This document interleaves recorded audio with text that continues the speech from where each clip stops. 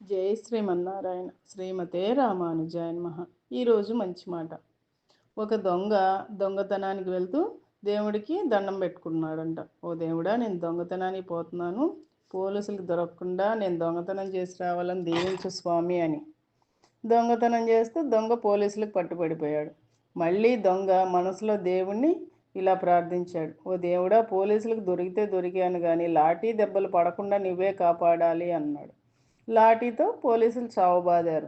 మళ్ళీ దొంగ ఈ విధంగా మనసులో దేవుణ్ణి ప్రార్థిస్తున్నాడు. పోనీలే, పోలీసులు కొడితే కొట్టారు, శిక్ష పడకుండా చెయ్యి స్వామి అని. కానీ దొంగకు శిక్ష పడింది, 6 నెలల జైలు శిక్ష.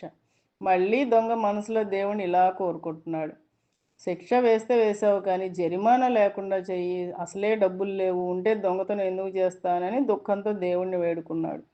జడ్జి దొంగకు 10,000 జరిమానా కూడా విధించాడు. మరి దేవుని ఇన్నిసార్లు ప్రార్థించినా జరిగేవి జరిగిపోతున్నాయి, ఒకదాని తర్వాత ఒకటి.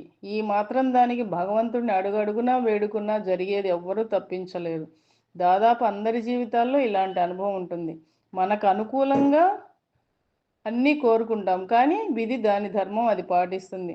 చేసేది మంచి పని అయి ఉంటే మంచి ఫలితం వచ్చుండేది. చేసేది దొంగతనం, ఒకరు కష్టపడి సంపాదించిన ధనం, బంగారము అయాచితంగా తస్కరించడం, ఇదేమి ధర్మకార్యం కాదు. వస్తువుల్ని ధనాన్ని పోగొట్టుకొని ఏడ్చేవారి వ్యధ ఉంటుంది కదా, అందుకే మనం చేస్తున్న పని బట్టి మనకు న్యాయం లభిస్తుంది. దేవుడికి అన్నీ తెలుసు, తెలియంది ఏదీ లేదు. దేనికి ఏ కర్మ ఫలితం ఇవ్వాలో తెలుసు. మనం ఓపికతో ప్రార్థిస్తాము, సరే, అది నిజమే, కానీ ప్రార్థన వెనక ఏం జరుగుతుందనేది భగవంతుడికి తెలుసు. చీమకు ఆహారం కూడా వేసే భగవంతుడికి మనం చేసే పని తెలియకుండా పోదు. భగవంతుడిపై భారం వేసి చేసే ప్రతి పనికి కర్మ ఫలితం ఉండదు, కానీ మనం ఆ పనిని స్వార్థంతో కాకుండా నిష్కామంగా ఫలితం ఆశించకుండా చేయాలి. ఫలితం ఆశించామో మరి దాని కర్మ ఫలితం అనుభవించాలి.